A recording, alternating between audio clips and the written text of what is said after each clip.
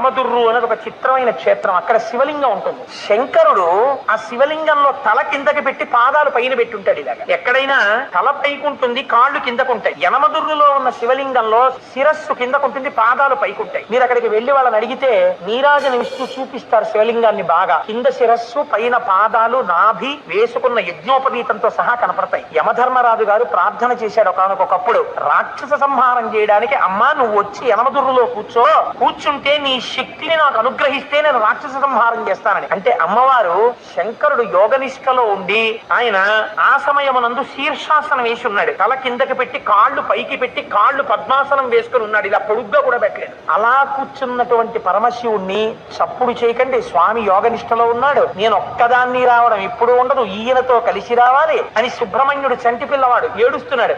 ఏడుస్తున్న సుబ్రహ్మణ్యుణ్ణి ఒళ్ళో పడుకోబెట్టుకుని స్తన్యమిస్తూ శంకరుణ్ణి ఓ చిక్కం లాంటి దాంట్లో పెట్టుకుని ఎత్తి పట్టుకొచ్చేసింది. ఆవిడ శక్తి స్వరూపం. ఎత్తి పట్టుకొచ్చి దేవాలయంలో పెట్టి కూర్చుంది. తానే ఒక పుష్కరిణి సృష్టించింది. అక్కడ ఆ ఎదురుగుండా ఉన్న కోనేటిలో ఉన్న నీటితోనే అన్నం వండుతారు స్వామికి మహానైవేద్యానికి. ఆ నీళ్లతో వండకుండా మీరు ఎంత గొప్ప అగ్నిహోత్రం మీద ఎంత గొప్ప మినరల్ వాటర్ తీసుకొచ్చి వండినా సరే రాత్రి వరకు వండినా బియ్యం ఉడకవండి.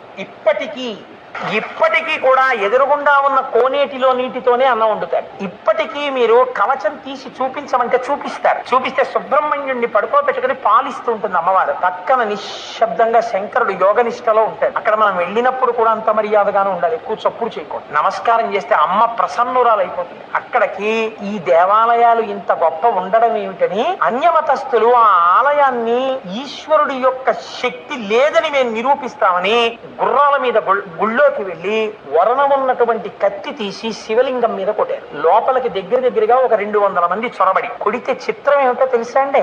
శివలింగం పగిలిపోవాలి. శివలింగం మీద కత్తి వాటు పడింది. తెగిపోతే ఎలా పడుతుందో అలాగే పడింది. పక్కన అమ్మవారు ఉంది, అంతే. ఎక్కడ నుంచి పడ్డాయో తెలియదు. పెద్ద బండరాళ్లు పడి లోపలికి వెళ్ళిన 200 మంది నజ్జైపోయారు. శివలింగం అలాగే. మీరు ఇప్పటికీ ఆ కవచం తీసి చూపిస్తే వాళ్ళని అడిగితే చూపిస్తారు, కత్తివాటు ఉంటుంది శివలింగం మీద. అమ్మవారు ఇప్పటికీ శక్తి స్వరూపిణి అయి ఆ యనమదుర్రు గ్రామంలో లోకాన్ని కాపాడుతూ ఉంటుంది. మన ఆలయాలు, మన వైభవం, మన సంస్కృతి, మన వేదం అంత గొప్పవి. మీరు ఈ మాట భీమవరం వెళ్ళినప్పుడు తప్పకుండా పక్కనే ఒక 7-8 కిలోమీటర్లు ఉంటుందంతే. ఒక్కసారి ఆ యనమదుర్రు క్షేత్రానికి వెళ్ళి చూడండి.